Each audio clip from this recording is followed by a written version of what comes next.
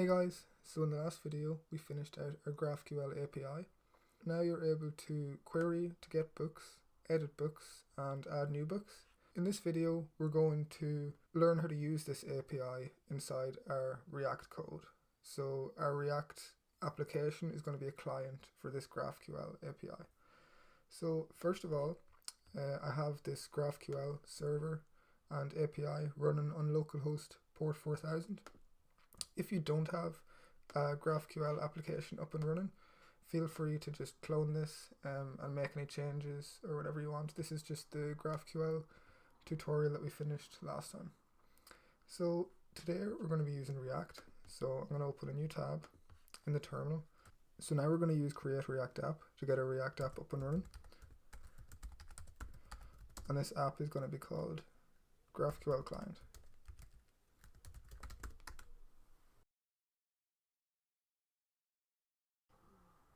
So now that Create React App is finished, we're going to move into that directory with cd. And we're going to install a few more dependencies. So we're going to be following this Apollo Boost package. They provide some documentation. So we're going to be installing the dependencies that are required. While that's installing, I'm going to open up this project in Atom.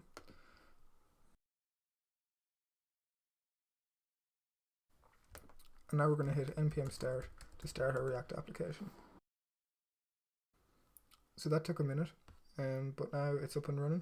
So we have our React application running on port 3000 and our GraphQL server running on port 4000. So now next thing we're going to do is get rid of some of the boilerplate code from Create React App. So we don't want CSS or logo, and inside here we can get rid of everything inside the div. And we just say my app. And if we open this, we can now see that these changes are reflected. This is a great thing about Create React App, is it hot reloads the browser every time you make changes. I'm also going to do a bit of refactoring here just because I prefer this structure. I'm going to make a new folder called components. And I'm going to move my app.js component in there. And then I need to change the reference here to reference its new location. If I hit save, then I need to reference it properly. And now you can see it's all working again. So now heading back over to this app.js file, we're ready to start following what Apollo Boost tells us to do. So we've installed these things, so we can also import them. And we want to set up our client. And this client is going to post to where our GraphQL server is running. So for us, that's going to be localhost port 4000 / GraphQL, because this is where our API is for GraphQL.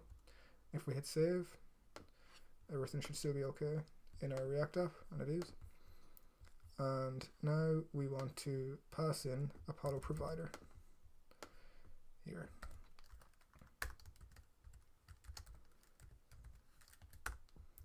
Cool. So now what we want to do is create a new component where we're going to render all of our books. So our GraphQL API is giving us back a list of books. So we want to render those in our React application. So to do that, we're going to create a new component called bookList. And we're just going to copy this code, put it in, and get rid of the stuff we don't need. Rename it bookList. And inside here, we're just going to return a div that says this is the bookList. And then we want to import this inside our app component. And we're importing bookList from components, just from bookList. And then we want to render this inside. And that's what we're going to do. So now if we head back over to the browser, we should see this is the book list. Cool. So next, heading back over to our Apollo boost, we need to see what we have to do next. So next of all, in our book list, we're going to be using something like this, except our query is going to be for books. So we want to import these libraries, GQL and query, and we're going to rename this get books. And it's a query, and we can actually just copy the query that we have here in GraphQL. So if we copy this and paste it in here, fix our indentation, then this should all be okay. Looking at Apollo Boost again, we then want to wrap our entire render return in this query, and we can actually copy this as well.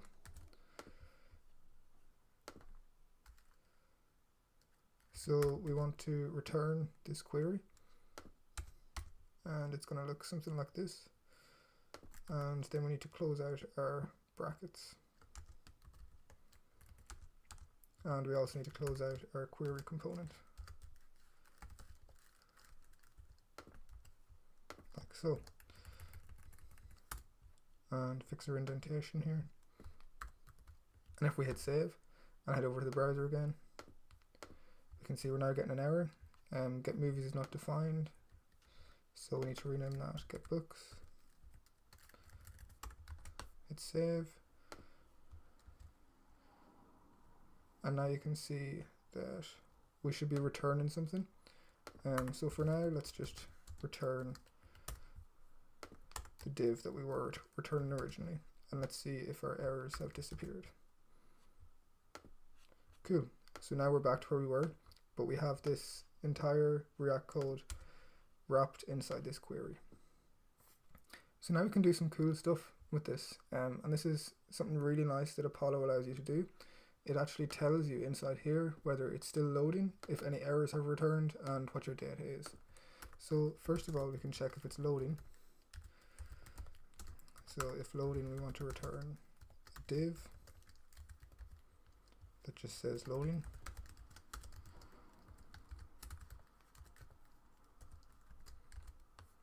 And if we head back over to the browser and hit refresh, you'll be able to see loading for just a second before it retrieves the books from the API.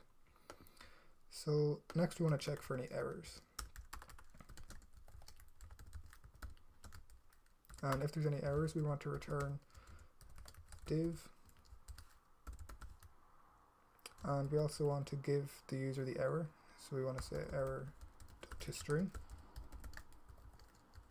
and then close out our div. And now we can see that we're actually getting an error, and Apollo is telling us this. So if we want to look at what this error is, we'll open up the developer tools, and we can see it's a CORS issue. So this is because we didn't actually configure CORS on our GraphQL server. So we can do that now using a library called CORS. So inside our GraphQL server code, which is here, first of all, we want to install the CORS library. So we're going to stop our GraphQL server, and we're going to say npm i-save CORS.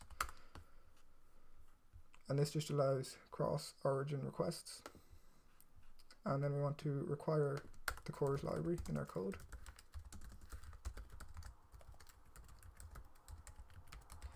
And then we want to use it as middleware for Express. So we're going to say app.use CORS. And this will just allow people to make cross-origin requests to our server. So now if we hit npm start again and head over to our React app and hit refresh, you can see this error has now gone away. By the way, if I stop the GraphQL server and load Google Chrome again, you can see we're getting a network error. So our users are going to know about all this if something's wrong, which is nice. So now our server's running again, we're ready to start displaying data to the user.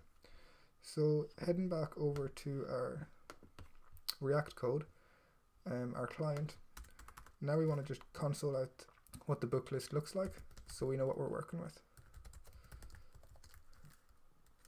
So we're just going to console.log data, which is coming from here, from our query. And if we hit refresh, you can see that this is what data looks like. So it's just an array of books, which is exactly what we wanted.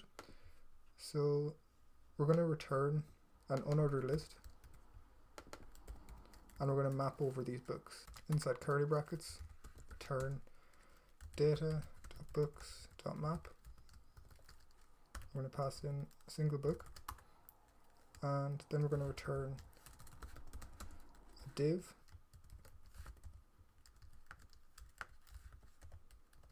with the book title. If we hit save, go back to the browser, so we don't actually need that return. So if we change that, hit refresh, we can see that now we're getting the names of our books, which is really nice. But we have this error that every list item should have a key prop, so we're going to pass that in. And we're just going to use the ID from our book. And if we change that, go back to the browser, all of our errors should be gone, and they are. Cool. So now that we have these titles being displayed, we also want to display the availability of the book. So we're going to go to a new line here. Instead of just returning the title, we're going to return this template string, which has the title, and then a colon. We're actually going to use a ternary operator. We're going to say b.available question mark. So if it's available, we want to say available, and if it's not available, we want to say not available. If we hit save, head back over to the browser, you can see that now we're showing the availability of the books. So in this tutorial, we made a query to our GraphQL server inside our React code. In the next tutorial, I'm going to show you how to make a mutation so we can actually change the availability of these books by sending a mutation back to the server, just like we were able to do from inside GraphQL. Thanks for watching, hope you enjoyed, and I'll see you next time.